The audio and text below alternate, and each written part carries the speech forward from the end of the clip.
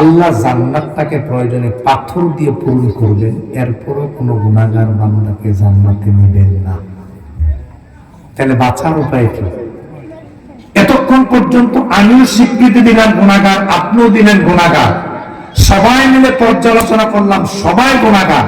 নবীজি বলেন গুনাহগারকে জান্নাতে নিবে না, আল্লাহ বলেন জান্নাতে গুনাহগারকে জান্নাতে নিবে না। তাইলে এখন তার সমাধান কি? একটা সমাধান কি করতে হবে?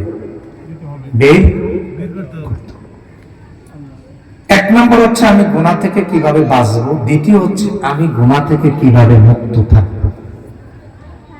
কোন মানুষ যদি গুনাহ থেকে মুক্ত থাকতে চায় তাইলে তাকে 15টি কাজ যদি সে করতে পারে সে গুনাহ থেকে মুক্ত থাকতে পারবে। সুবহানাল্লাহ। তাইলে আমরা সমাধান একটা পাইলাম যে এই কাজগুলো করলে আমরা গুনাহ থেকে মুক্ত থাকতে পারবো। আমি বড় বক্তব্য দিলাম কিন্তু আমার গুনাহ মাফ হলো না, আমি কি সফল না বিফল? আমি দুনিয়াতে শান শৌকত নিয়ে আমি চললাম কিন্তু বিনিময়ে আমি জান্নাত পেলাম না, আমি কি সফল না বিফল? আর আমি দুনিয়াতে কষ্টে চললাম, অনেক সমস্যা নিয়ে জর্জরিত নিয়ে চললাম কিন্তু বিনিময়ে আমি জান্নাত পেলাম, আমি সফল। সুবহানাল্লাহ। তাইলে 15টি কাজ যদি বান্দার মধ্যে থাকে তাইলে বান্দা গুনাহ মুক্ত থাকতে পারবে এবং আল্লাহর জান্নাত সে পাবে। সুবহানাল্লাহ। এই ছেলেরা এখন থেকে কথা বন্ধ। তাহলে এবার আমরা একটা শুনি। 15টা শোনার জন্য সময় দরকার 15 ঘন্টা। কয় ঘন্টা? আমি আলোচনা করলে অন্যদেরটা বাদ দিলাম। আমি আল্লাহর উপর ভরসা করে বলতে পারি এই 15টা বিষয়ের উপর 15 ঘন্টা আলোচনা করতে পারি, কিন্তু আমি এখন আলোচনা করব 15টা বিষয়ের উপরে, সর্বোচ্চ 3 মিনিট করে, 3, 15, 45 মিনিট সর্বোচ্চ। বলেন আমরা শুরু করছি ইনশাআল্লাহ। বলেন 1 নম্বরে গুনাহ থেকে মুক্ত থাকতে চান, প্রথমে আপনাকে যে কাজটা করা লাগবে আপনাকে তাওবা করতে হবে। কি করতে হবে? তাওবা মানে কি? ফিরে আসা। কি আসা? আমি আর অপরাধ করব না। বলেন আমি আর অপরাধ। এই সিদ্ধান্তটা আপনাকে আগে নিতে হবে যে আমি যা গুনাহ করেছি আমি আর কি করব না, গুনাহ করব। আল্লাহ তৌফিক দান করুন, সকল বলেন আমিন। আল্লাহ রাব্বুল আলামিন বলেন ইয়া আইয়ুহাল্লাযীনা আমানু তুবু ইলাল্লাহি তাওবাতান নাসুহা। ও ঈমানদারেরা, গুনাহ থেকে মুক্ত পেতে চাও?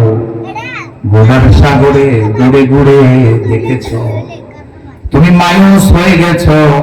এটা উঠে দাও, এটা উঠে দাও, এটা উঠাও, তার উঠো আগে, তুমি যাও। গুনার সাগরে তুমি ডুবে গেছো, তুমি মায়ুস হয়ে গেছো, তুমি এখন সামনে তাকালেই দেখো জাহান্নাম। আল্লাহ ঘোষণা দিলেন, ও আমার গুনাহগার বান্দা, তুমি পেরেশানি করো না, তুমি একটা সিদ্ধান্ত নাও, আমি আর গুনাহ করব না। তুমি তাওবা নাসুহা করো। যদি তুমি সিদ্ধান্ত নিতে পারো, আসা রাব্বুকুম আইয়ুকাফফারা আনকুম সাইয়্যাতিকুম, আল্লাহ বলেন আশা করা যায় তোমার অপরাধগুলোকে ক্ষমা করে দিবে। আচ্ছা, এই যে আশা করা যায় এই কথাটা বলছেন কি?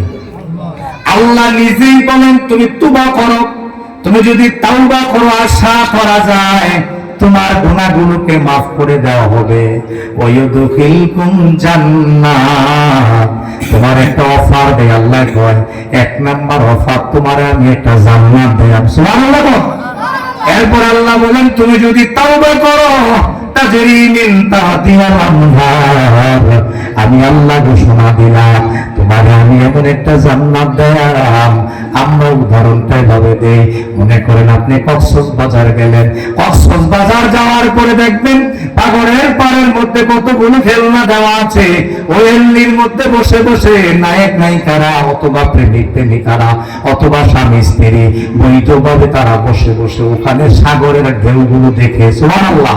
আল্লাহ যে সাগরের ঢেউ দিয়েছেন ওই ঢেউগুলো দেখে দেখে উপভোগ করে, সাগর দেখে দেখে উপভোগ করে আল্লাহ বলে, ও আমার জান্নাতি বান্দা শোনো, তুমি যদি তাওবা করো, তুমি যদি তাওবা করো, আমি আল্লাহ তোমারে এমন একটা জান্নাত দেয়া, যে জান্নাতে হেলান দিবা, সামনে থাকবে দুধের নহর, সুবহানাল্লাহ, সামনে থাকবে সাগরের নহর, তোমার চারদিকে হুঙ্গের মানগুলো থাকবে, তোমার স্ত্রী থাকবে, সবাইকে নিয়ে সাগরের পাড়ে বসে যেভাবে তুমি হেলান দিয়ে সাগর দেখে উপভোগ করো, এটা তোমার কাছে আনন্দের মনে হয়। আমি তোমারে এমন একটা জান্নাত দেয়া, যে জান্নাতে হেলান দিবা, সামনে দেখবা দুধের নহর, সুবহানাল্লাহ।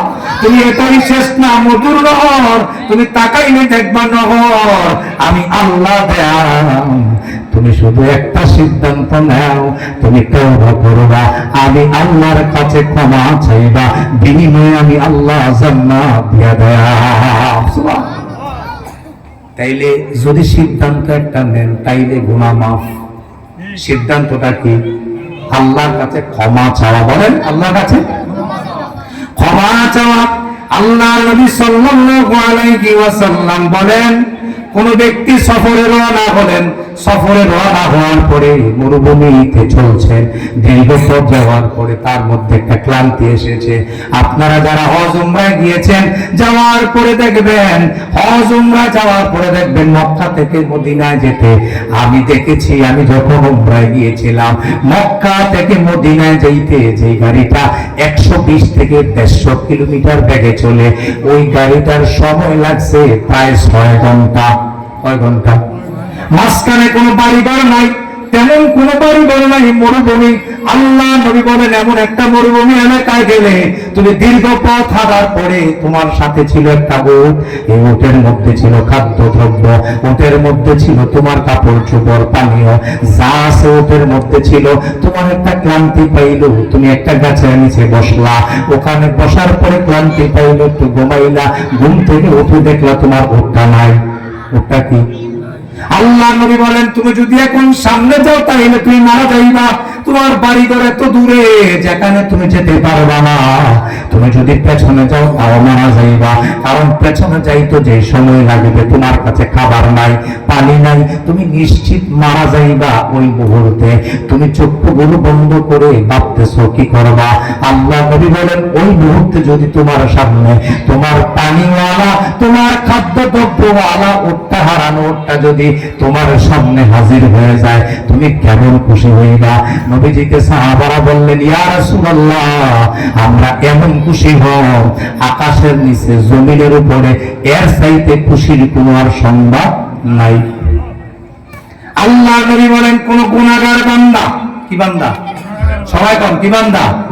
আমলনামায় গুনাহ আসেনি? সবাই কোন আসেনি? বক্তার আসেনি? জোরে কোন সুতার আসেনি? শিক্ষকের আসেনি? ছাত্র আসেনি? এই সাহেবের আসেনি? মহিলাদের আসেনি? আল্লাহ বলেন, নবীজি বলেন, তুমি যদি গুনাহ করার পরে তাওবা করে যদি আল্লাহর দিকে ফিরে আসো, আল্লাহ তার চাইতে আরো বেশি খুশি হয়। তাইলে আপনি ফিরে গেলে আল্লাহ খুশি না গাজা? ছেলেটা বড় দুষ্ট, ছেলেটা গাঁজা খায়, আবা খায়, ফেন্সিডিল খায়, কথা শুনে না আব্বা আম্মার। মা বড় টেনশন করে, আমার ছেলেটা কথা শুনে না, আমার ছেলেটা বাজে পথে চলে। বলেন তো দেখি, একদিন সকাল বেলা যদি মায়ের কাছে গিয়ে সন্তান বলে, মা তুমি এতদিন টেনশন করেছ, আমি সিদ্ধান্ত নিলাম আমি আর খারাপ পথে চলবো না, আমি এখন থেকে নামাজ পড়বো, ভালো মানুষ হয়ে যাব, মা কি খুশি হবে না বেজার হবে? খুশি কি কম না বেশি? পৃথিবীর মানুষ ভালোর দিকে ফিরে আসতে খুশি হয়। আল্লাহ বলেন, আমার বান্দা যদি আমার দিকে ফিরে আসে, আমি দুনিয়ার মানুষ যা খুশি হয় তার চাইতে অনেক অনেক বেশি পরিমাণে খুশি হয়। আল্লাহ আমাদের সকলকে তওবা করার মতো তৌফিক দান করুক। সকলে বলুন আমিন। সামনে সম্ভব হলে টাগে বসো। 1 নম্বরে তওবা করা। 1 নম্বরে কি করা? সবাই আমার দিকে তাকান, মুখস্থ করতে হবে। 1 নম্বরে কি করা? আবার কি করা? আমরা বুঝলাম তাওবা করলে এই লাভ, গুনাহ থেকে মুক্ত থাকার একটি কারণ। দ্বিতীয় কারণ, 2 নম্বরে হচ্ছে ক্ষমা পাবার আশায়, আল্লাহ ক্ষমা করে দিবেন এই আশায় বারবার আল্লাহর কাছে চাওয়া। কিভাবে চাওয়া? বারবার চাওয়া, 1 বার 2 বার নয়।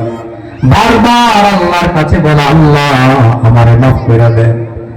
আপনার সন্তানটা যদি সকালে স্কুলে রওনা হয়, মাদ্রাসা রওনা হয়, আব্বু 10টা টাকা দেন নাই, আবার বলেন আব্বু 10টা টাকা দেন নাই, আবার বললো 10টা টাকা দেন। একটা পর্যায়ে বাচ্চারা যখন যায় না, কান্না শুরু করে দেয়, আপনি বাবাও কিন্তু পকেট থেকে 10টা টাকা বের করে দিতে বাধ্য হন, বাংতি না থাকলে বাংতি নিয়ে হলো দিতে বাধ্য হন।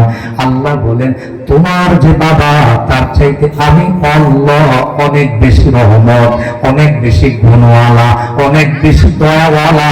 তুমি আমি আল্লাহর কাছে বারবার চাও, আমি আল্লাহ তোমাকে ক্ষমা করে দিব। তাইলে কি একবার চাইবেন না বারবার? সবাই বলেন একবার না বারবার।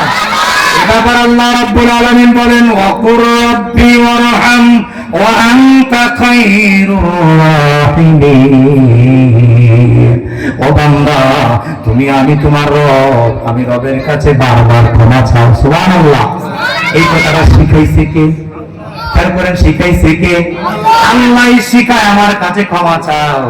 এর মানে ক্ষমা চাইলে আল্লাহ মাফ করে দিবেন। সুবহানাল্লাহ। কিন্তু এখন আমরা চাই না। চেয়ারম্যান সাহেব বলল, তুমি আগামী দিন সকাল 10টায় আসবা, তোমাকে আমি 10,000 টাকা অনুদান দেব। এখন বলেন তো দেখি, চেয়ারম্যান যদি অনুদান দিবে বলে, এটাকে মিস হওয়ার সম্ভাবনা আছে? কারণ দেয় তো চেয়ারম্যান, দেয় আল্লাহ। আল্লাহ বলেন, ও বান্দা তুমি আমার কাছে চাও। আমার কাছে কেমনে চাইবা? ওয়ারহাম, তুমি এমন ভাবে আমার কাছে চাও, আমার কাছে বারবার তুমি চাইতেই থাকো। তুমি যদি চাও, তোমার আমি আরেকটা কথা জানাই আগে, খায়রুর রাহিমিন, আমি আল্লাহ কিন্তু বড় দয়াবান।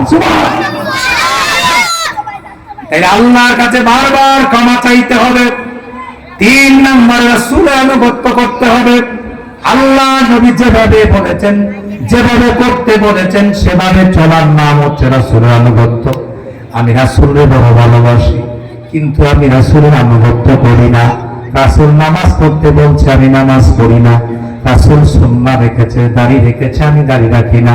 রাসূলের সুন্নাহ যেগুলো করার কথা সেগুলো আমি করি না।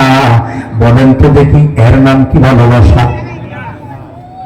এখনো আমাদের দেশে অনেক লোক আছে, রাসূলের প্রেম ভালোবাসা অনেক বেশি দেখায়, বুঝায় আমি রাসূলকে বড় ভালোবাসি, বড় প্রেম দেখায়, কিন্তু রাসূলের অনুসরণ করতে রাজি না। রাসূল তো 5 ওয়াক্ত নামাজ পড়েছেন, রাসূল তো তাহাজ্জুদ পড়েছেন, রাসূল তো নফল পড়েছেন, রাসূল আওয়াবিন পড়েছেন, রাসূল ইসরাক পড়েছেন, রাসূলের জীবন টয়লেট দিয়ে যাওয়া থেকে শুরু করে সংসদ ভবন পর্যন্ত প্রত্যেকটা জায়গায় সুন্নাহ রয়েছে। আমি তো রাসূলের এই সুন্নাহগুলো মানি না। আমি বুঝাই, আমি বলি আমি রাসূলকে মানি। এর মানি মানা নয়, আল্লাহ বাবারা বলে দিয়েছেন, কুল ইন কুনতুম তুহিব্বুনাল্লাহ ফাত্তাবিউনি ইউহিব্বুকুমুল্লাহ ওয়া ইয়াগফির লাকুম যুনুবাকুম আল্লাহু গফুরুর রহিম। আল্লাহ বলেন, আল্লাহ রাব্বুল আলামিন বলেন, হাবিব আপনি বলে দেন, তারাকে আমি আল্লাহকে ভালোবাসতে চাই। যদি তারা আমাকে আমি আল্লাহকে ভালোবাসতে চায়, তাইলে যেন ফাত্তাবিউনি, আপনি হাবিবকে বড় ভালোবাসে, আপনি হাবিবের কথা মতো চলে। ইত্তাবিউনি, তারা যেন তোমার কথা, তোমার পথকে অনুসরণ করে, তোমার পথে দেওয়া মতো চলে। যদি তারা এই কাজটা করেন, ওয়াগফির লাকুম যুনুবাকুম, যদি রাসূলকে আপনি মানেন, আল্লাহ বলেন তার জীবনের সব গুনাহ ক্ষমা করে দেওয়া হবে। সুবহানাল্লাহ। গুনাহ মাফ হওয়ার 3 নম্বর একটা মাধ্যম হলো রাসূলকে মানা, রাসূলের কথা মতো চলা। যদি চলতে পারেন, ওয়াগফির লাকুম যুনুবাকুম, আল্লাহ বলেন তোমার অপরাধগুলো ক্ষমা করে দেওয়া হবে। আল্লাহু গফুরুর রহিম, আমি আল্লাহ চাইতে ক্ষমাওয়ালা কে বড় আছে? সুবহানাল্লাহ। আল্লাহ কথা ডায়লগ দেখছেন, আমি আল্লাহ ক্ষমা করে দেন ঘোষণা দিলাম। সুবহানাল্লাহ। দেখেন আল্লাহ বলেন, আমি ক্ষমা করে দেন ঘোষণা দিলাম। আল্লাহু গফুরুর রহিম, আমি আল্লাহ চাইতে বড় ক্ষমা করনেওয়ালা কে আছে? সুবহানাল্লাহ বলেন না? একেই তো মানায় আমার কি বা পাওয়ার আছে, আমি কিছুই তো করতে পারবো না।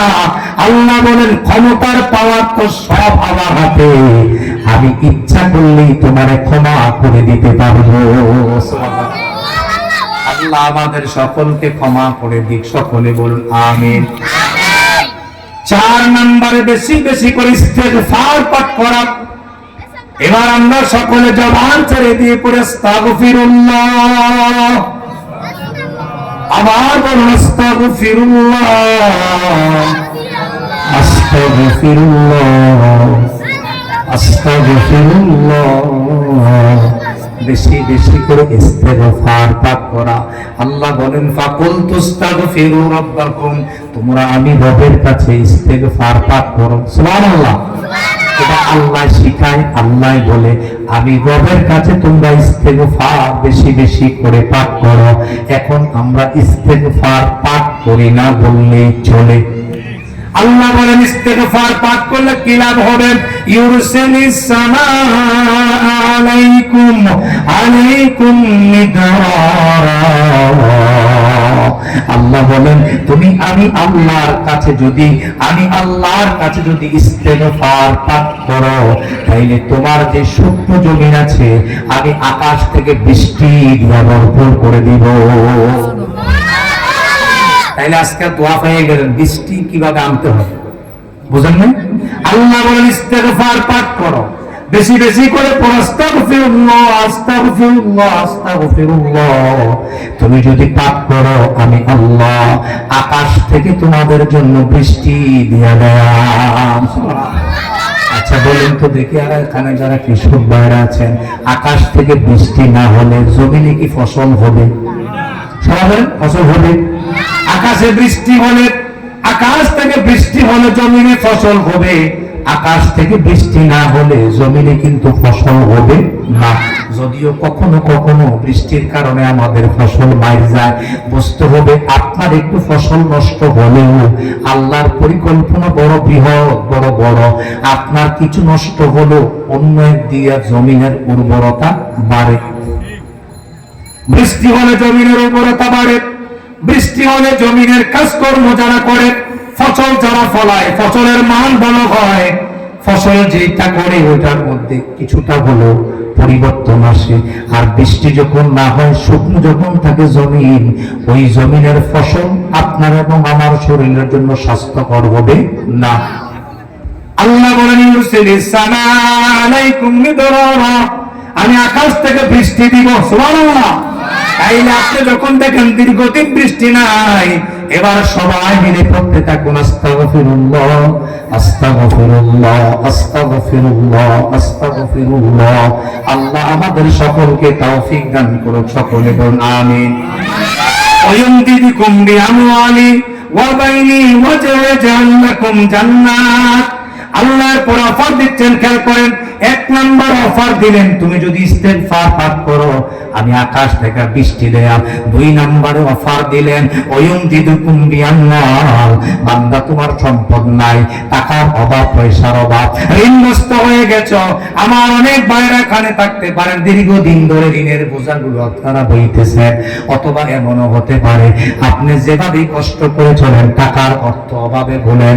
আল্লাহ বললেন তুমি যদি ইস্তেগফার পাঠ করো তোমারে আমি আল্লাহ সম্পদ দিয়ে বরকত করে দেয়। এখনো সুবহানাল্লাহ পুরা কইছেন না?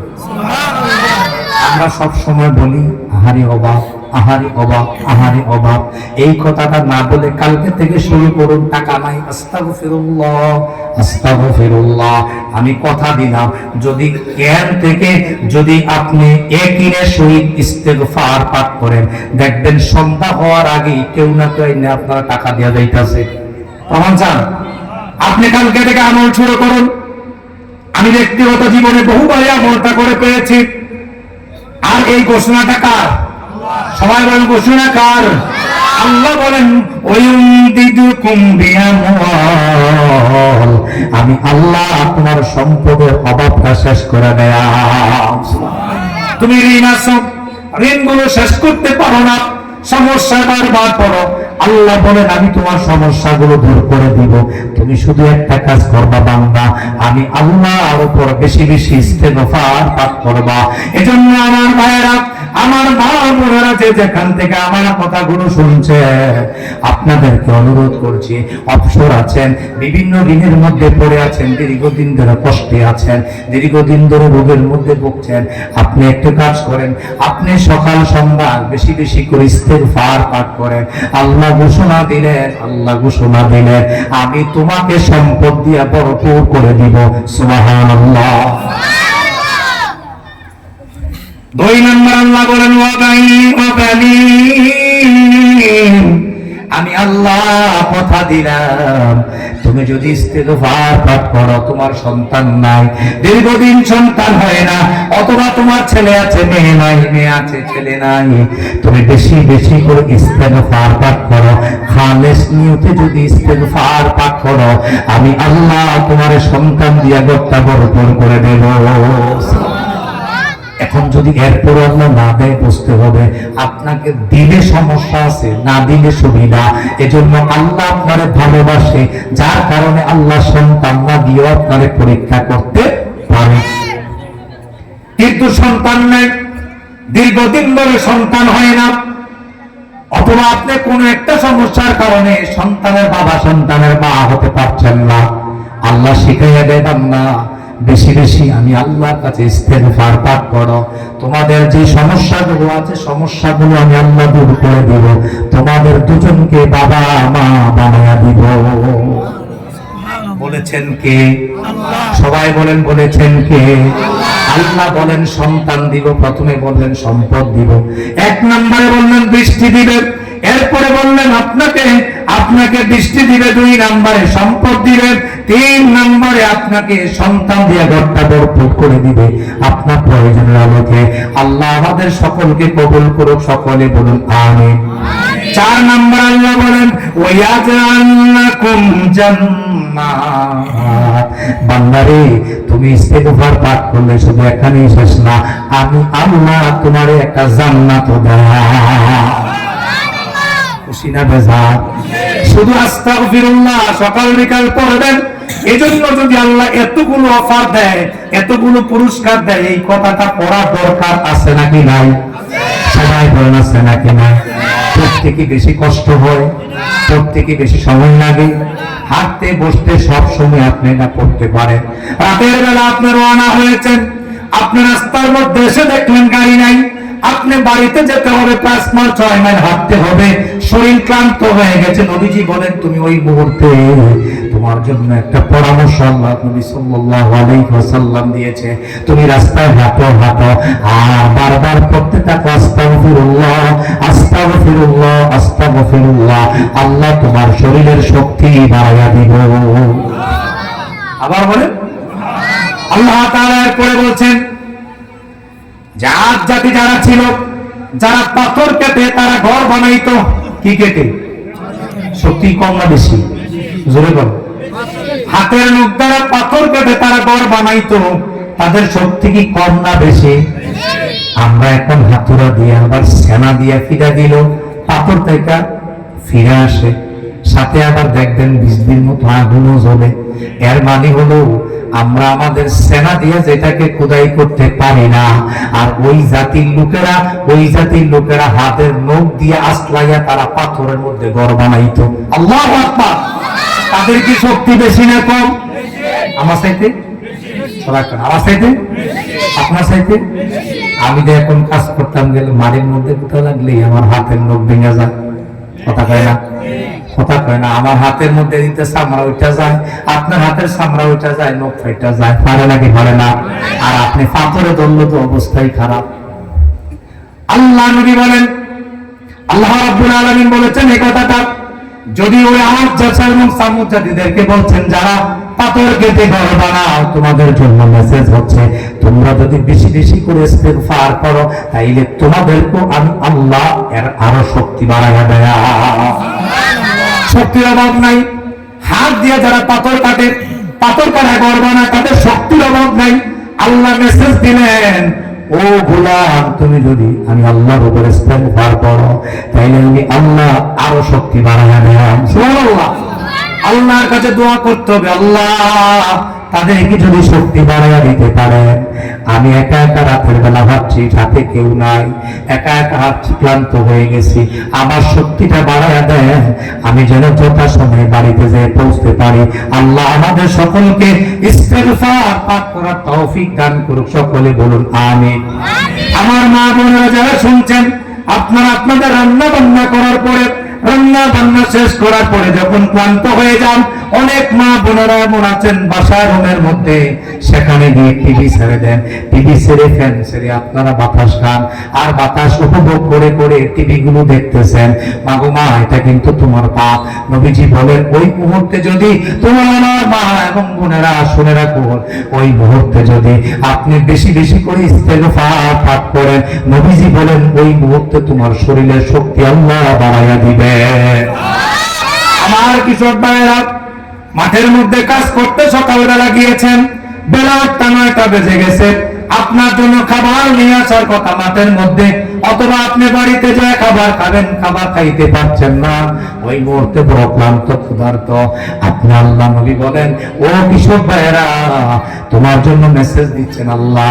আল্লাহ নবী বলেন তুমি ওই মুহূর্তে ওই মাঠের মধ্যে কাজ করো আর ইস্তেগফার পাঠ করো, তোমার শরীরের শক্তি বাড়াইয়া দিবেন আল্লাহ। খুশি না বেজার? ইস্তেগফার পাঠ করলে লাভ না লস? অনেক লাভ। এজন্য আপনাদেরকে 4 নম্বরে বেশি বেশি ইস্তেগফার পাঠ করতে হবে। আসুন সবাই মিলে কয়েকবার ইস্তেগফার পাঠ করি। আস্তাগফিরুল্লাহ, বলুন আস্তাগফিরুল্লাহ, আস্তাগফিরুল্লাহ, আস্তাগফিরুল্লাহ। চিন্তায় পেরেশানির মধ্যে আছেন, বিভিন্ন কারণে ঝগড়া হচ্ছে, ঝগড়া জাতি হয়, বারবার ঝগড়া হয়, আপনি চিন্তা পেরেশানির মধ্যে থাকেন, মসজিদে যান, ওই ভাইয়ের সাথে কথা না বলে, এখন তো আমরা অনেকে আছি মসজিদে যাওয়ার পরে বিভিন্ন খবর নেই, খবর না নিয়ে বেশি বেশি করে ইস্তেগফার পাঠ করেন। নবীজি বলেন তোমার যে দুশ্চিন্তা গুলো আছে সব আল্লাহ দূর করে দিবে। আপনি দোকানে গিয়েছেন, দোকান কি ভালো জিনিস না খারাপ জিনিস? যেরকম খারাপ জিনিসটা ভালো জিনিস। নবীজি বলেছেন পৃথিবী থেকে সবচাইতে নিকৃষ্ট জায়গার নাম হচ্ছে দোকান, আর সবচাইতে উৎকৃষ্ট জায়গার নাম হচ্ছে মসজিদ। আপনি দোকানে গেলেন, যাওয়ার পরে দীর্ঘ সময় বসে আছেন, সেখানে দেখবেন অনেক বাজে কথা বলা লাগে, বাজে কথা বলার মধ্য দিয়ে অনেক পাপ হয়ে যায়। এমনও আছে অনেক লোক এমন মন্তব্য করে যে মন্তব্য করার তার অধিকারই নাই। আছেন? আপনি আমাকে নিয়ে মন্তব্য করছেন, এই অথরিটি আপনাদের দিল কে?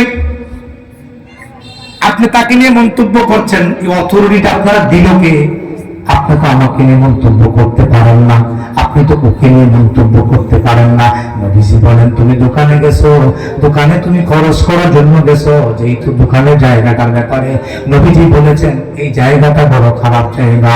আল্লাহ নবী বলেন তুমি যতক্ষণ দোকানে থাকবা আর মনে মনে পরে একটু পর আস্তাগফিরুল্লাহ বলেন, আস্তাগফিরুল্লাহ, আস্তাগফিরুল্লাহ, আস্তাগফিরুল্লাহ। নবীজি বলেন তুমি দোকানে যতক্ষণ খরচ করলা ততক্ষণ তোমার সওয়াব পাঠ করা যাবে নাকি যাবে না? 5 নম্বরে আপনি গুনাহ থেকে মুক্ত থাকতে চান, 5 নম্বরে আপনার যে আমলটা করতে হবে সেই আমলটার নাম হচ্ছে আযান দেওয়া। কি দেওয়া? সবাই কোন কি দেওয়া? আযান দেওয়া।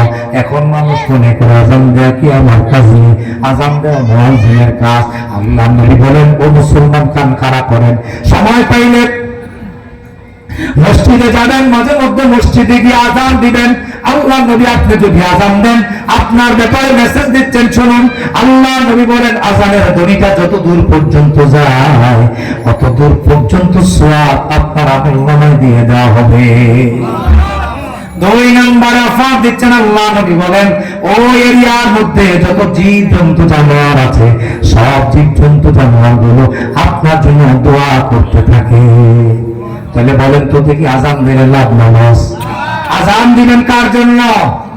3 নম্বর ব্যাখ্যা হচ্ছে আযান দিবেন, ডাক দিবেন মানুষকে আল্লাহর দিকে। আপনি নামাজ পড়েন, চাচাতো ভাই নামাজ পড়ে না, তাকে নামাজের জন্য বলবেন।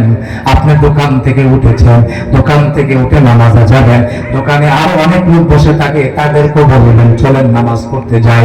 যদি আপনার কথাটাকে রিসিভ করবে না, এরপরও আপনি আপনার বলাটা বলবেন। আপনি হাঁটতে নাস্তা দিয়ে কোন একজন ভাইয়ের সাথে দেখা হলো, দেখা হওয়ার পরে বলবেন চলো না নামাজ পড়তে যাই।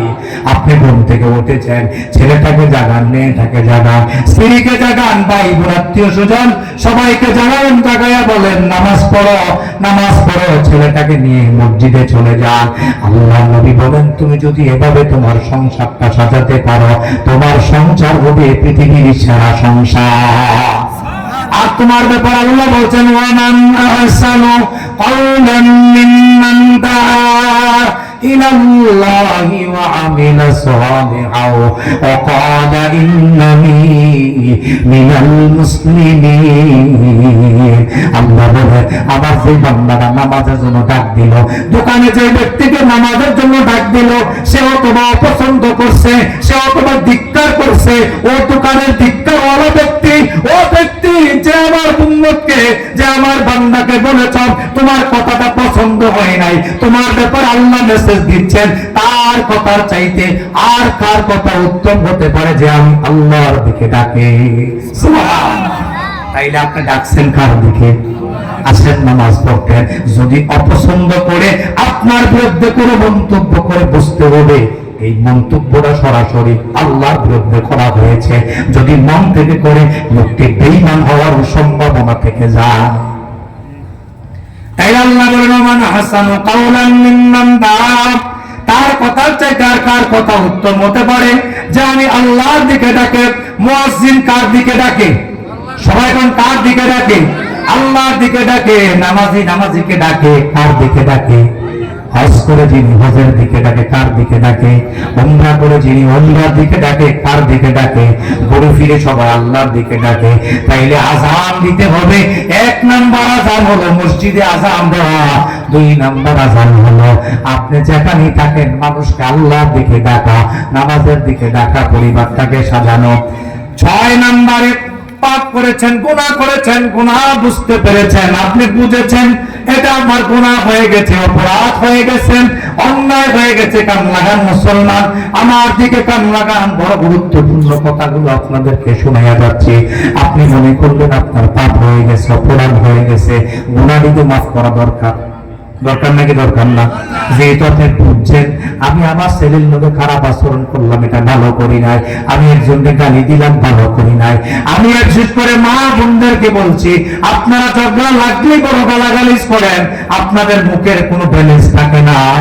অনেক মহিলাদেরকে দেখছি আমি ব্যক্তিগত জীবনে, অনেক মহিলাদের সাথে ভয়ে অনেক সময় কথা বলি না, কারণ তাদের মুখের ব্যালেন্স থাকে না। এজন্য মা বোনদেরকে বলছি ও মা ও বাবা শুনেন, আপনি গুনাহ করেছেন, অপরাধ করেছেন, অন্যায় করেছেন, আপনি যখন বুঝতে পারলেন, বোঝার পরে আপনার জন্য আল্লাহ নবী বলেন তুমি 2টা রাকাত নামাজ পড়ো।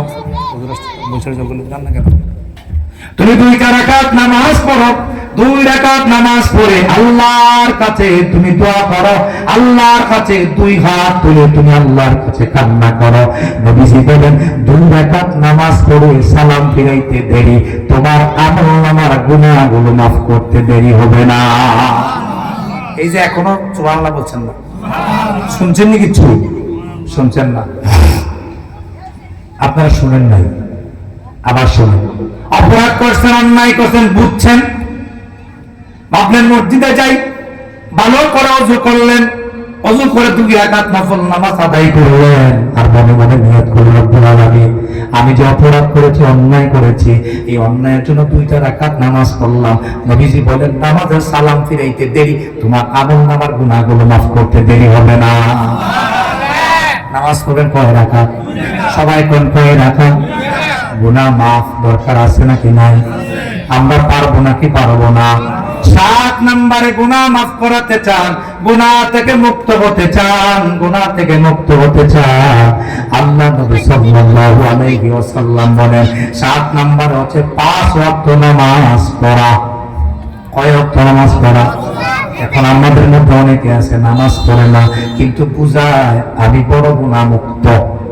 আজকে দেখলাম ইউটিউবে একজনে বলতেছে আমি জীবনে গুনাহ করি নাই। এটা বুঝছেন? কথা বুঝছেন নাই? আমি এমনি এমনি এমনি চলছি এত বছর করেছি রে, থাপা দিছে দেখ আমি জীবনে গুনাহ করি না। আমি তাকাইয়া দেখলাম ওই ভদ্রলোকের গালগুলো এভাবে চেপে গেছে, এখনো দাড়ি চাচাই বন্ধ করছে না। এবার বলেন তো দেখি, দাড়ি চাচলে গুনাহ খুব দূর হইব না হইব এটা পরের কথা, গুনাহ তো হইব। এটা অস্বীকার করবেন? আপনি রাখতে পারেন, এটা আপনার ব্যর্থতা। আপনি আল্লাহর কাছে ক্ষমা চান, আমি রাখতে পারি না, কতটুকু থাকেন। আপনি রাখতেও পারলেন না, আবার বলেন আপনার আমলনামায় কোনো গুনাহ নাই। এর মানে হচ্ছে বুঝতে হবে গুনাহ মুক্ত করাতে চান 7 নম্বরে 5 ওয়াক্ত নামাজ আদায় করা। বুখারী হাদিস 526 নম্বর, নবী করিম সাল্লাল্লাহু আলাইহি ওয়াসাল্লাম বলেন, এক ব্যক্তি আল্লাহর নবীর কাছে আসলেন। আয়েশা বলেন, ইয়া রাসূলুল্লাহ, আমি বড় গুনাহ করেছি, অপরাধ করেছি, অন্যায় করেছি, আমার এই গুনাহ থেকে মুক্তির ব্যবস্থা কি? তিনি একথা বলতে দেরি আল্লাহর পক্ষ থেকে সূরা হুদের 114 নম্বর আয়াত নাযিল হয়ে গেল। সুবহানাল্লাহ। আল্লাহ জানিয়ে দিলেন, ওয়াকিমিস সালাতা তরফায়ান নাহারি ওয়া যুলফাম মিনাল লাইল। আমার যে বান্দারা দিনে কিছু নামাজ পড়ে, রাতে কিছু নামাজ পড়ে, আমি আমার বান্দাদেরকে ক্ষমা করে দেই। দিনের নামাজ, রাতের নামাজ, দিনের নামাজ, দিনের নামাজ, রাতের নামাজ পড়বে, আমি তাদেরকে ক্ষমা করে দেই, তাদের জীবনের অপরাধগুলো, অন্যায়গুলো ক্ষমা করে দেই। তাইলে 5 ওয়াক্ত সালাত নামাজের সহিত জামাত নামাজ আদায় করতে হবে। আমরা সকলে রাজি আছি? আল্লাহ তৌফিক দান করুক, সকলে বলুন আমিন। 8 নম্বরে নামাজটা পড়তে হবে জামাতের সহিত। গুনাহ মুক্ত করতে চান, গুনাহ মুক্ত হতে চান, আল্লাহ নবীর কাছে একজন সাহাবী আসলেন। আয়েশা বললেন, ইয়া রাসূলুল্লাহ, হাদিসটি মুসলিম শরীফের 2864 নম্বর হাদিস। আল্লাহ নবী, আমি তো অপরাধ করেছি, এমন অপরাধ করছি যে অপরাধ মাফ করার মতো না, আপনি বলেন না আমার আল্লাহ মাফ করবেন? এই কথাটা বলতে না বলতে নামাজের সময় হয়ে গেছে। কি সময় হয়েছে?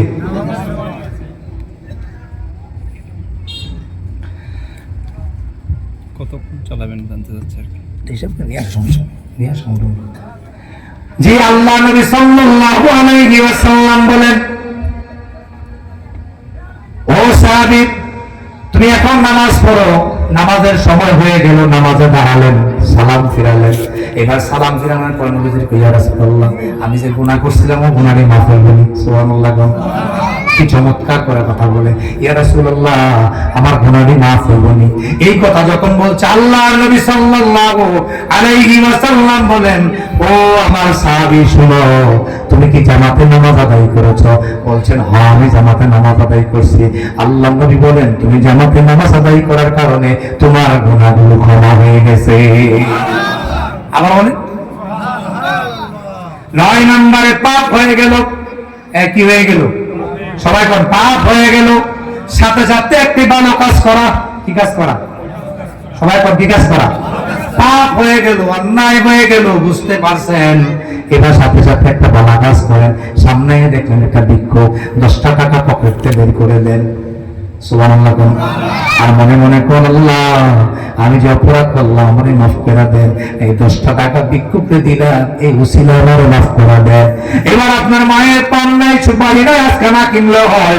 আপনি মনে করলেন 1 বিড়া পান, একটা সুপারি কিনলাম, আর মনে মনে নিয়ত করলেন, আল্লাহ, মায়ের তো হক আদায় করা লাগবে, তারপরও মায়ের আমি 1 কিলো পান কিনা দিলাম, কিছু সুপারি কিনা দিলাম, বিনিময়ে আমি আল্লাহ, আপনি আল্লাহ আমারে মাফ করে দেন। আমিন।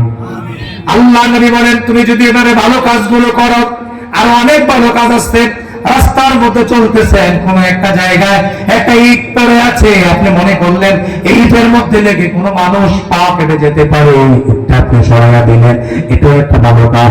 আপনার বাড়িতে একজন রোগী আছে, দীর্ঘদিন ধরে রোগে ভুগতেছে, ভাবলেন আপনি রোগীটা একটু দেখে যাবেন। নবীজি বলেন, এইভাবে যদি অপরাধ করার পর একটা ভালো কাজ করে, সাথে সাথে আল্লাহ নবী বলেন ওই উম্মতের গুনাহগুলো আল্লাহ ক্ষমা করে দেয়। 10 নম্বরে 10 নম্বরে আপনাদেরকে যে কাজগুলো করা লাগবে গুনাহ থেকে মুক্ত হওয়ার জন্য, জিকিরের মজলিসে বসা। এই যে আজকে মাহফিলে আসছেন, কোথায় আসছেন? জিকিরের মজলিসে আসার পর আল্লাহ নবী বলেন, চারিদিকে সকল ফেরেশতারা বেষ্টন করে বসে একের পর বসতে থাকে। ফেরেশতাদের কাছে আল্লাহ জানতে চায়, ও ফেরেশতারা, আমার বান্দারা কেন এভাবে বসে আছে? তারা কি বলে, কি জানতে চায়, কি বুঝতে চায়? আল্লাহর কাছে ফেরেশতারা বলে, ইয়া রাসূলুল্লাহ, তারা তো জানতে চায় তারা অপরাধ করেছে, অন্যায় করেছে, কিভাবে তারা অপরাধ এবং অন্যায় থেকে ক্ষমা পেতে পারে। এই কথা বলে যখন আল্লাহর কাছে বলে, আল্লাহ বলেন, ও আমার ফেরেশতারা, সাক্ষী থাকো, আমার সব বান্দাদেরকে যারা ওই মজলিসে বসে আছে, সব মজলিসের বান্দাদেরকে আমি ক্ষমা করে দিলাম। এবার বলেন তো দেখি, মাহফিলে আসলে লাভ না লস? আর দোকানে বসে থাকলে লাভ না লস? বাড়িতে আড্ডা করলে লাভ না লস? কথা বলে রাস্তার মধ্যে আসলে লাভ না লস? মাহফিলে যেহেতু এসেই পড়েছেন, দোকানে না বসে, রাস্তায় না হেঁটে মাহফিলে চলে আসা জরুরি, জিকিরের মজলিসে বসা। 11 নম্বরে আপনি গুনাহ থেকে মুক্ত হতে চান, বেশি বেশি করে জিকির পড়া। কি পড়া?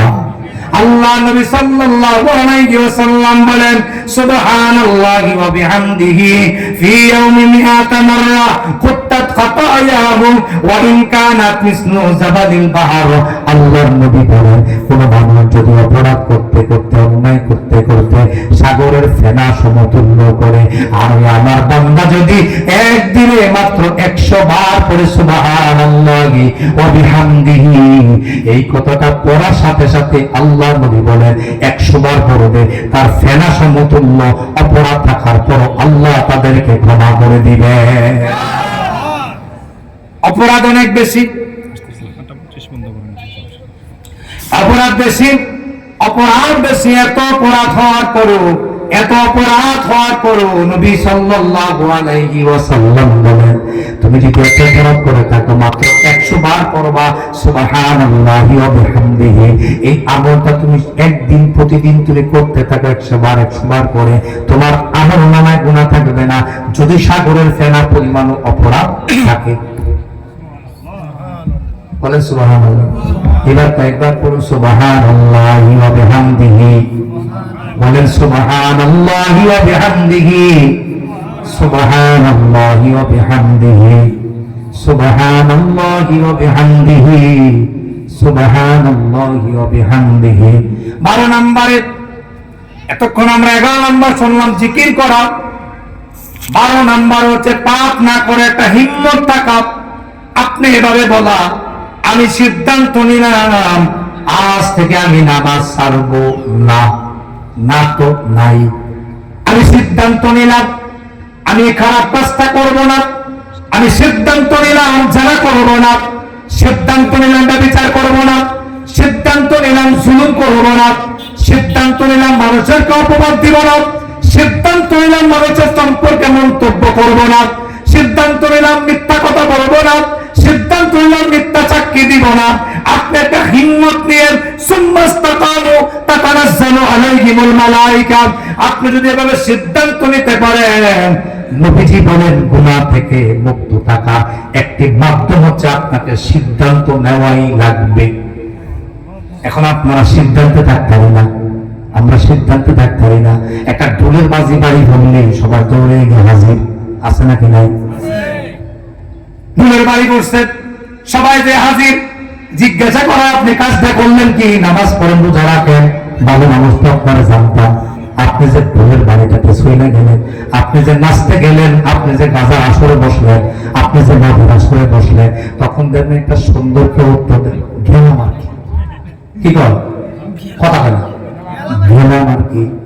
আবার যদি বলেন কাজটা যাই কর না কর, আপনি কাজটা ভালো করেন, অসুবিধা কি?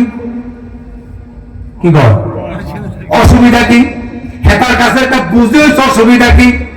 যে পড়তে পারে না তাকে রিডিং পড়াইবেন কেমনে? যে বুঝেই না তারে কোরআন বুঝাইবেন কেমনে? যে আরবি পড়তে পারে না তারে কোরআন হাদিস বুঝাইবেন কেমনে? 13 বছর 14 বছর মাদ্রাসায় পড়লাম, তাফসীর পড়লাম, ব্যাখ্যা পড়লাম, হাদিস পড়লাম, অনার্স করলাম, মাস্টার্স করলাম, 10-12 বছর ধরে ওয়াজ মাহফিল করলাম, সারা দেশে ওয়াজ করলাম, আমরা বুঝি না এতে ফরতার না হেতেই বুঝে। কোন দেশে আইলাম রে ভাই, বগায় কোন দবা, হ্যাঁ বিষয়টা এমন নেই। আর আপনি বুঝেন না, আপনি বুঝার চেষ্টা করেন, ওনার কাছ থেকে বুঝবেন, এটা বুঝে হয়েছে না আরেকজনটা বুঝবেন, এটাও বুঝে হয়েছে না আরেকজনটা বুঝবেন, এবার তিনজনটা মিলান, মিলে একটা সিদ্ধান্ত নেন। তাও তো বুঝলাম যে আপনি বুঝার চেষ্টা করছেন, আপনি এই নিয়মের কথা করেন হইছে না, এইটা হইছে না, এইটা হইছে না, সব হইছে না, আমি যেটা করি না হন খোঁজ খবর নিয়ে গেল দাদা এখনো আরবি পড়তেই পারে না, আসেনি কথা কয় আসেনি, তাইলে বোঝা গেল এটা বড় বাড়াবাড়ি, এটা বড় বাড়াবাড়ি, এটা বড় বাড়াবাড়ি। আপনি জানেন না বলেন আমি জানি না, আল্লাহ বলেন তোর মাফ। সুবহানাল্লাহ। আপনি বুঝেন না, আপনি বলেন আল্লাহ আমি তো আমল করতে পারলাম না, বুঝি নাই, করি নাই, যতটুকু বুঝেছি করেছি। আল্লাহ বলেন বান্দারে তুই জ্ঞান অনুযায়ী যতদূর আমল করছ একটু করে আসছ, তোরে আমি আল্লাহ মাফ করে দিলাম। সহজ কোনটা? আমি যদ্দূর বুঝছি উদ্দূর করছি, এটা বলা নাকি আমি বেড়াগিরি দেয়া কইলাম আমি বুঝি না, বুঝি না বইলা বানায়া বানায়া সব কথা বলা শুরু করলে বুঝতে হবে আপনার বুঝে বড় ঘাটতি, আপনার জ্ঞানে বড় ঘাটতি। আমি আপনাদেরকে যারা জেনারেল মানুষ আছেন আপনাদের হাতে দড়ি পায়ে পড়ি একটা কথা বলে যায়, আজ থেকে সিদ্ধান্ত নেন কখনো কোনো আলেমদের সাথে বিতর্ক করতে যাবেন না, কোনো আলেমদের সাথে তর্ক করতে যাবেন না। আলেমরা যা বলেছে পারলে মানেন, না পারলে চুপ থাকেন। তর্ক করতে গেলে বুঝবেন এটা আপনার চরম বাড়াবাড়ি। চরম কি? কারণ আপনি জানেন না আল্লাহ ব্যাপারে বলেছেন সূরা নাহলের 90 নম্বর আয়াতে তিনি স্পষ্ট করে বলেছেন ইন্নাল্লাহ ইয়ামুরু বিল আদলি ওয়াল ইহসান ওয়া ইতাই যিল কুরবা ওয়া ইয়ানহা আনিল ফাহশাই ওয়াল মুনকারি ওয়াল বাগি ইয়াইদুকুম লাআল্লাকুম তাযাক্কারুন। আল্লাহ আদেশ দিচ্ছেন তিনটা, নিষেধ দিচ্ছেন তিনটা। তিনটা নিষেধের মধ্যে একটা নিষেধ হচ্ছে বাড়াবাড়ি করা যাবে না। বাড়াবাড়ি করা কি যাবে না। তাইলে আপনাকে পাপ না করার একটা হিম্মত নিতে হবে। ইন্নাল্লাযীনা ক্বালু রাব্বুনাল্লাহ, যারা আল্লাহকে আল্লাহ বলে বিশ্বাস করেছে, আল্লাহকে আল্লাহ বলে মেনেছে, সুন্নাস্তাকামু, তারা ইস্তেকামাত থেকেছে, তারা বলেছে আমি আল্লাহর উপর ইস্তেকামাত করলাম, আমি আর পাপ করব না, গুনাহ করব না, অপরাধ করব না, অন্যায় করব না। এভাবে যদি ইস্তেকামাত থাকতে পারেন আল্লাহ রাব্বুল আলামিন বলে তাতানাজ্জালু আলাইহিমুল মালাইকা, আমি আল্লাহ তোমাকে বিপদের সময় ফেরেশতা দিয়ে সাহায্য করব। সুবহানাল্লাহ। তাইলে বুঝতে হবে আপনাকে ইস্তেকামাত থাকতে হবে। আপনি যদি ইস্তেকামাত থাকতে পারেন, আয়াতে এসে আল্লাহ তাআলা বলছেন ওয়াবশিরু বিল জান্নাতিল্লাতী কুনতুম তুআদুন। আল্লাহ বলেন আমি তো আল্লাহ তোমারে জান্নাত দেন যেই জান্নাতের ওয়াদা আমি আল্লাহ করেছিলাম। সুবহানাল্লাহ। কথা বুঝেন এতক্ষণ আল্লাহ যা বললেন, নবী যা বললেন জান্নাত দেব এই এই এই এই কাজ করলে, আল্লাহ বলেন ওয়াবশিরু সুসংবাদ দাও বিজান্নাতিল্লাতী কুনতুম তুআদুন, আমি আল্লাহ যে জান্নাতের ওয়াদা দিয়েছি ওই জান্নাত তোমারে আমি দিয়েই ছাড়ব। সুবহানাল্লাহ। এবার আসেন 4 নম্বরে গুনাহ সুযোগ আসলো কিন্তু গুনাহ না করার সুযোগ আইছে, সুদ খাওয়ার সুযোগ আইছে, কতগুলো টাকা মেরে দেওয়ার, আপনার কাছে কিছু টাকা আইছে কেউ জানে না, এমন আছে না? এই হিসাবে টাকা আইলো আপনার কাছে, একজনে বললো এই ধরেন এই ধরেন এই ধরেন দিতেছেন, আপনি এক পকেটে নিতেছেন, কেউ তো টাকাটার হিসাব রাখলো না, আপনি মনে করেন এখান থেকে আমি 100 টাকা সরাইয়া নিলাম। সম্ভব নাকি? সম্ভব না। গুনার সুবিধা থাকলেও গুনাহ না করা, নির্জনে একজন মহিলার সাথে দেখা, নির্জন একজন নারীর সাথে দেখা, গুনাহ করার সুযোগ আছে, গুনাহ না করা। খেয়াল করেন বিষয়গুলো। আপনি মাঠের মধ্যে কাজ করছেন একাকী, আপনি ইচ্ছা করলে গুনাহ করতে পারেন, গুনাহ না করা। রাস্তা দিয়ে আপনি চলছেন, ইচ্ছা করলে ডানে বামে তাকাইলে গুনাহ হয়, আপনি গুনাহ না করা, গুনাহ করার সুযোগ থাকার পরও গুনাহ না করা। 14 নম্বরে পাপ ছেড়ে দেওয়ার ফজিলত জানা। পাপ ছেড়ে দিলে কি লাভ? পাপ ছেড়ে দিলে জান্নাত পাবেন। সুবহানাল্লাহ। পাপ ছেড়ে দিলে আল্লাহর কাছে আপনি ভালো বান্দা হবেন, মানুষের কাছে ভালো হবেন, সবার কাছে ভালো হবেন। 11-15 নম্বরে গুনার ভয়াবহতা জেনে, গুনাহ করলে কি অপরাধ, গুনাহ করলে কি অপরাধ হবে, কি শাস্তি হবে, কবরে কি শাস্তি হবে, আপনার জাহান্নামে কি শাস্তি হবে, এই শাস্তির কথা ভেবে ভেবে আপনি আস্তে আস্তে গুনাহগুলো ছেড়ে দেওয়া। আল্লাহ আমাদের সকলকে গুনাহ ছেড়ে দিয়ে ভালো মানুষ হয়ে আল্লাহ জান্নাতে মানুষ হওয়ার তৌফিক দান করুন। সকলে বলুন আমিন। নিজেদের মধ্যে ঠেলাঠেলি বন্ধ করুন। ঠেলাঠেলি করে জান্নাতে যাওয়া যাবে না। অন্যকে দোষ দেবে জান্নাতে যাওয়া যাবে না। অন্যকে তোহমত দিয়ে জান্নাতে যাওয়া যাবে না। জান্নাতে যাওয়ার মাধ্যম হচ্ছে আল্লাহ ওয়ালা হওয়া, আল্লাহ ওয়ালা হওয়া, নবী ওয়ালা হওয়া। ও আমার জাতির লোকেরা, ও আমার এলাকার লোকেরা, আমি পরিষ্কার বলে যাই, দুনিয়াতে সব পাইলেন, জান্নাত পাইলেন না, আপনি ব্যর্থ। দুনিয়াতে কিছুই পাইলেন না, জান্নাত পাইলেন, আপনি সফল। আপনি সবাইকে ঠকাইলেন, সবার উপর চাপলেন, সবার উপর জুলুম করলেন, নির্যাতন করলেন, আপনার মতো করে বাদশা কায়েম করার চেষ্টা করলেন, আপনি যা খুশি তা করতে চাইলেন, কিন্তু বিনিময়ে আল্লাহর কাছে জান্নাত পাইলেন না। আপনি বিফল, আপনি বিফল, আপনি বিফল। আর দুনিয়াতে নিরীহ হয়ে তেলাওয়ালা, কুলিওয়ালা, রিকশাওয়ালা, মজুর, কুলি যেই হন না কেন, আপনি কষ্টে জীবন যাপন করেছেন, 5 ওয়াক্ত নামাজ পড়েছেন, ভালো মতো চলেছেন, কেউ আপনাকে সম্মান দেয় না, কেউ আপনাকে দাওয়াতও দেয় না, কেউ আপনাকে ডাকও দেয় না, আল্লাহর কাছে দাবি জান্নাতে চলে গেছেন, আপনি সফল। আল্লাহ কবুল করুন, বলুন আমিন। আমার প্রিয় ভাই মৌলানা দেলোয়ার হোসেন হামিদি, উনি এসে পৌঁছে গেছেন। ওনাকে বসিয়ে রেখার কথা না, উনি আমাদের মেহমান। আলহামদুলিল্লাহ, দেশের সকল ওলামায়ে কেরামদের সাথে আমাদের দেখা হয় বিভিন্ন মাহফিলে, একই মঞ্চে। যদি আজকে বাড়িতে দেখা হয়ে গেছে, আল্লাহ রাব্বুল আলামিন আমার এই ভাইকে কবুল করুন, মঞ্জুর করুন। হযরত মাওলানা ইসমাইল হোসেন সিরাজি সাহেব আমাদের মাঝে এসে পৌঁছে গেছে। আমি মাহফিলের মাঝখানে স্লোগান দেওয়াটাকে আদব বিরোধী মনে করি, এবং কখনো তাফসীর মাহফিলে চলা শুরু হয়ে গেলে আমরা এগুলো করি না। এজন্য যারা আশপাশে আছেন, মেহেরবানি করে আপনারা চলে আসুন। আপনাদেরকে অনুরোধ করছি, মাওলানা ইসমাইল হোসেন সিরাজি সাহেব আমাদের মাঝে এসে পৌঁছে গেছেন। বাইরেও বিভিন্ন অনেক টিভি চ্যানেল আলোচনা করে আমাদের সম্পদ দেবিদ্বারের, আলহামদুলিল্লাহ দেবিদ্বারে অনেক আলোচক বেরিয়েছে। ওনার বাড়ি জিনাইয়া, আলহামদুলিল্লাহ। আমার ভাই জিন্নতপুর, জিনাইয়া, এই জিনাইয়া জিন্নতপুর সবসময় আমার বেশ লাগে। যাই হোক, জিনাইয়া আমার বড় ভাইয়ের বাড়ি। সব মিলিয়ে আলহামদুলিল্লাহ আমরা একটা প্ল্যাটফর্মে সবসময় ওয়াজ মাহফিল করে থাকি। আর বিশেষ করে আপনাদের কাছে পরিশেষ দোয়া চাই, আপনাদের এই ছোট মানুষটি সারা দেশে অনেক প্রোগ্রাম রেখেছি, আলহামদুলিল্লাহ ডিসেম্বর মাসে অনেক প্রোগ্রাম রেখেছি। তো আল্লাহ তাআলা যেন কথাগুলোকে মানুষের কাছে পৌঁছে দিতে পারি। দূরপাল্লা জার্নি আছে, কিছু জনতাপুরে প্রোগ্রাম আছে, সাতকের প্রোগ্রাম আছে, সুনামগঞ্জ সহ। তো সব মিলিয়ে আল্লাহ তাআলা যেন কথাগুলো মানুষের কাছে পৌঁছে দিতে পারি।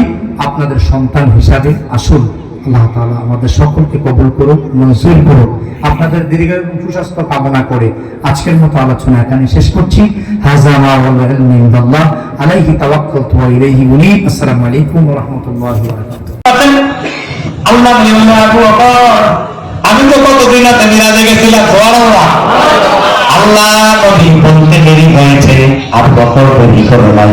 আবু বকর বলছেন, সাদাকা ইয়া রাসূলুল্লাহ, নবীজি আপনি যা বলেছেন সব সত্য।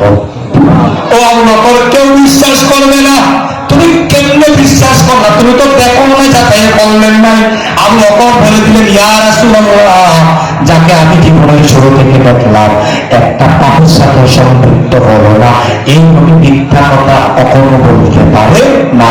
ওয়ামা আরসালনাকা ইল্লা রাহমাতাল লিল আলামিন। সর্বশেষ হাদিস করে আপনাদের কাছ থেকে আমি কিছুক্ষণের মধ্যে বিদায় নেব। আল্লাহ নবী হিজরতে রওনা হলেন।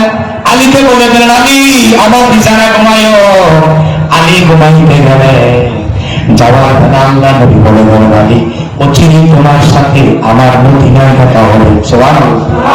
আলী ঘুমাইয়া গেলেন। পরের দিন সকালবেলা সাহাবারা জিজ্ঞাসা করলেন, আলী তোমার ঘুম কেমন হয়েছে?